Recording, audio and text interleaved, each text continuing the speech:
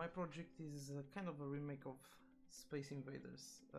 I use voice inputs, mouse inputs, and keyboard inputs. Mainly my voice inputs are to like navigate within the game, so I have a start function, a quit function, a menu function, a pause function, and a resume function, all used by voice activation. Most of the in-game controls are mainly used by keyboard, so the letter W to go up with the character, the letter S to come down with the character, and the first mouse one to shoot with the character as well. We also have the letter D, which pretty much just creates a shield around the player, but I'm gonna demonstrate that anyways within the game. Start. So when you start the game, you can see that the music, I have a script that starts the music as soon as the game starts. Everything like can collide with each other. I disable the colliders from enemies to attack each other, because then there wouldn't be much purpose of me shooting them, because they could just kill each other as well. So whenever the player dies, they're instantly teleported back to the menu bit. So here the player can either say start and the game will start again. I can also say pause, the game pauses and shows you the controls. I can also show you the shield. Resume. Okay, took a little bit. So the shield lasts for about 3 seconds and it will protect the player from everything. Menu. Okay, just kill me. So now I'm going to be showing my scripts, starting from the speech recognition. It's really basic. I have a pause, a quit, a menu, a resume, and start function. Pretty much just me calling the word, making sure the word is being used. Pausing the game times equals 0, which means like the game is going to be paused, and it pauses the music as well when I pause the game. When I resume the game, it unpauses the music and unpauses the game, so the variable is 1. Quit game. I've added the debug log as well to see if the actual function is working. I'll show that as well on the preview of the game. Then I have a bullet script, which is used for both the enemy bullet and the player bullet. I use for both of them, but with a slight difference. In the prefab has a tag of bullet, and in layer player bullet, which means like if it's tagged only bullet, then it's not gonna kill the player, because I had a slight error. If my bullet was like really close to my player, it would kill my player as well, because both bullets are using the same script.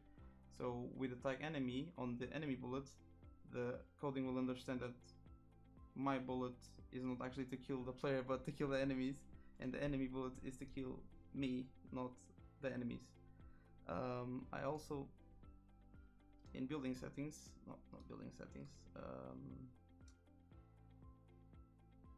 project settings, I had to disable the enemy from attacking their own, like from dying for their own bullets and destroying their own like allies pretty much, and the enemy bullet from destroying asteroids as well, because then it would just be a little bit of a mess and I didn't want the enemies to kill themselves. So yeah, bullet script, it's pretty much just saying the speed that the speed of the bullets, when to deactivate, and which targets it can collide with, and if it collides with the target, then deactivate the bullet. It doesn't actually kill anybody, like the script of killing is either on the enemy or end player. So on my player script, I have my movement, I have activate and deactivate the shield, I have my like player attack, and I have my pretty much my death of the player. If the player is not shielded, then the enemy kills him. If the player is shielded, the enemy cannot do anything to the player, and the player can kill the enemy with the shield as well. Once again, debug log to see if the player, when the player dies, you can see a little message at the bottom saying the player has died. Enemy script is similar to the player, but kind of a bit different, because on the enemy script I had to add a few bits in here and there like for example, this void start here makes so that the asteroids rotate in random directions. So like they either gonna rotate forwards or backwards, and I added the speed as well. Obviously as well, on all of them I have the audio source like for when the enemy dies. Coming down, I have a function which makes the enemy randomly shoot as well, like from a and they start appearing from random ranges as well. Within my script I added that, so they're never gonna come like, oh, the first one is always gonna be at the top, or the first one is always gonna be at the bottom. Now they always spawn in random directions. I made sure that on the enemy spawner. On the enemy script, the enemies can die only for the player bullet or the player shield. Once again, they can't die for asteroids, cannot kill enemies, or enemies cannot kill asteroids, vice versa. Once again, when they die, explosion sound and turn off the game object. And finally, and but not least, is the spawner. As I was saying, it basically spawns either asteroids as prefabs and enemies in random places. Basically, that's what it does. Thank you very much. That's it. Start. Pause. Resume. Menu. Start. Pause.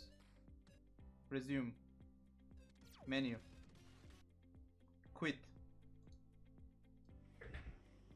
Start. Pause. Resume. Menu. Start. Pause.